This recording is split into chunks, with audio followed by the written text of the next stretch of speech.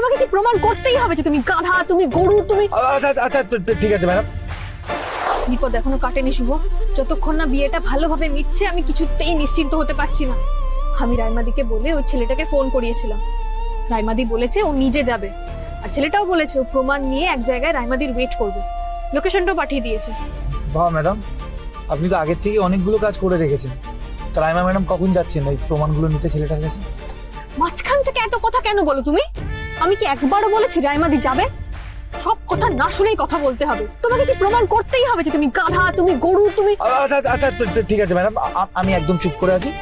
আপনি বলুন, আমি শুনছি। রাইমাদিকে হেল্প করতেই আমরা এখন বেরিয়েছি। আমরা এখন লোকেশনেই যাচ্ছি। ওখানে গিয়ে সবকটা প্রমাণ আমরা উদ্ধার করে আনবো, যাতে কালকে ওই বিয়ের মণ্ডপে গিয়ে ছেলেটা কোনো হুজ্জুদি না করতে পারে। তাই জন্যই তোমাকে তাড়াতাড়ি বিয়ে বাড়ি থেকে নিয়ে এলাম।